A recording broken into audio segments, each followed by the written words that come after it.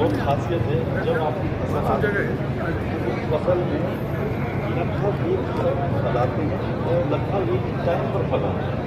तो मार्केट में उसके उत्पाद के लिए बेचना आसान होता है और रेट बहुत ही अच्छा होता है।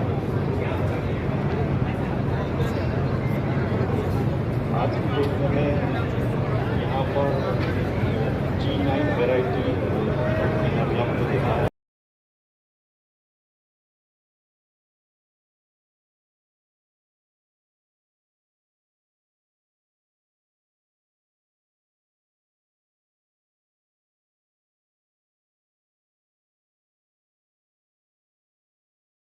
के बारे में बात करना मेरे लिए सम्मान की बात है। इसका स्वाभाविक विस्तार है फ्रोजन फूड उद्योग। मध्य प्रदेश को अक्सर भारत का हृदय कहा जाता है, लेकिन यह देश का कृषि प्रधान क्षेत्र भी है। हम सभी जानते हैं कि हमारा राज्य उच्च गुणवत्ता वाले गेहूं, सोयाबीन, दालें, मसाले एवं विभिन्न प्रकार के फलों और सब्जियों के सबसे बड़े उत्पादकों में से एक है। कृषि उपज की यह प्रचुरता न केवल भोजन उगाने का बल्कि उसमें मूल्यवर्धन करने का भी एक उल्लेखनीय अवसर प्रदान करती है। यहीं पर फ्रोजन फूड उद्योग अत्यंत महत्वपूर्ण हो जाता है। फ्रोजन फूड को अब केवल सुविधा उत्पाद के रूप में नहीं देखा जाता। आज ये तकनीक, संरक्षण, पोषण एवं वैश्विक बाजार तक पहुंच का प्रतिनिधित्व करते हैं। आधुनिक ब्रीडिंग तकनीकों के माध्यम से हम फसल कटाई के बाद होने वाले नुकसान को काफी हद तक कम करते हुए कृषि उत्पाद की ताजगी, पोषक तत्वों और गुणवत्ता को संरक्षित कर सकते हैं। अपर्याप्त भंडारण एवं प्रसंस्करण सुविधाओं के कारण भारत में हर साल फलों और सब्जियों का एक बड़ा हिस्सा बर्बाद हो जाता है। फ्रोजन फूड प्रोसेसिंग और कोल्ड चेन इंफ्रास्ट्रक्चर का विस्तार करके मध्य प्रदेश इस चुनौती को एक बड़े आर्थिक अवसर में बदल सकता है।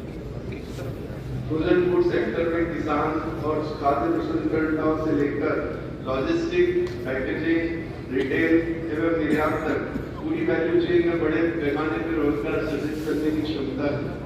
यह फूड एंटरप्रेन्योरशिप और इनोवेशन को भी प्रोत्साहित करता है, विशेषकर यंग एंटरप्रेन्योर्स और फूड टेक्नोलॉजिस्ट को जो भारत से दुनिया के लिए ब्रांड बनाकर दे सकते हैं। सही इकोसिस्टम के साथ मध्य प्रदेश भारत के लिए एक प्रमुख फ्रोजन फूड हब के रूप में उभर सकता है।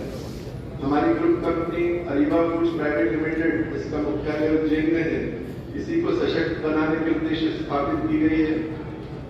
इसका लक्ष्य खेतों को फ्रीजर से और फ्रीजर को वैश्विक बाजार से जोड़ने का है। 75 करोड़ रुपए के पहले चरण के निवेश के साथ अरीबा फूड्स बड़े पैमाने पर लॉजिस्टिक, सस्टेनेबिलिटी, फूड सेफ्टी और क्वालिटी के लिए आधुनिक समाधान प्रदान कर रही है। यह पूरा प्रोसेस -18 डिग्री टेम्परेचर में तेजी से फ्रीजिंग करके प्राकृतिक स्वाद, बनावट और पोषण को बरकरार रखती है।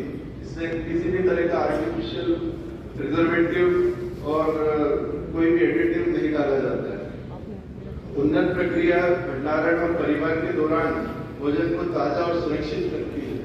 इस तरह के जो भोजन हम बनाते हैं उसकी जो शेल्फ लाइफ जो है करीब 1.5 साल तक।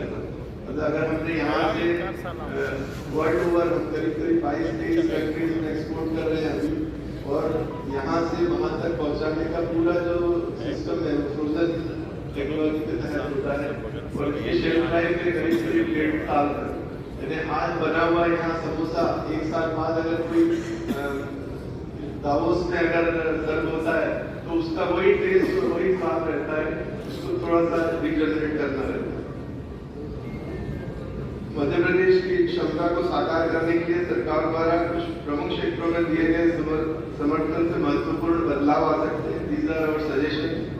पहला, कोल्ड चेन इंफ्रास्ट्रक्चर को मजबूत करना, जिसमें रेफ्रिजरेटेड ट्रांसपोर्टेशन और मॉडर्न कोल्ड स्टोरेज सुविधाएं शामिल हैं। दूसरा, खाद्य प्रसंस्करण क्लस्टर एवं फ्रोजन फूड पार्क को प्रोत्साहित करना ताकि निर्माता शेयर्ड इंफ्रास्ट्रक्चर को यूज कर सके। तीसरा, खाद्य प्रसंस्करण उद्यमियों के लिए नीतियों, सब्सिडी और व्यापार की सुगमता के माध्यम से रेगुलर सपोर्ट। और अंत में, एमपी एक लैंडलॉक स्टेट है, इसलिए निर्यात लॉजिस्टिक और पोर्ट लॉजिस्टिक को मध्य प्रदेश अंतरराष्ट्रीय बाजारों तक पहुंचने के लिए सपोर्ट के रूप में सरकार अपना सहायता दे। दूरदर्शी नेतृत्व और सहायक नीतियों के साथ मध्य प्रदेश न केवल फूड वेस्ट को कम कर सकता है बल्कि वैल्यू एडेड फूड प्रोडक्ट्स और फ्रोजन फूड निर्यात में भी अग्रणी बन सकता है। As entrepreneurs and industry participants, we are committed to working alongside the government to build this ecosystem and create sustainable growth for farmers and business and consumers. Madhya Pradesh कई सालों से कृषि कर्मण अवार्ड जीत रहा है। चूंकि कृषि क्षेत्र में शिक्षा और जागरूकता में वृद्धि दिखाई दे रही है और नई तकनीक का उपयोग हो रहा है, किसान अच्छी गुणवत्ता वाली बीज खरीद रहे हैं, सरकार की मदद से सिंचाई की सुविधा भी उपलब्ध कराई जा रही है। इन सभी के कारण उत्पादन बढ़ रहा है, लेकिन इससे प्राप्त होने वाला जो मूल्य है वो सफिशिएंट नहीं है। किसानों को मिलने वाला मूल्य लाभ सभी किसानों तक पहुंचाया जा सकता है, जबकि वहीं पर उत्पाद बने, वैल्यू एडिशन हो और फिर अलग अलग मार्केट में सप्लाई करें। इसी के साथ मैं अपनी बात समाप्त करता हूँ। बहुत बहुत धन्यवाद।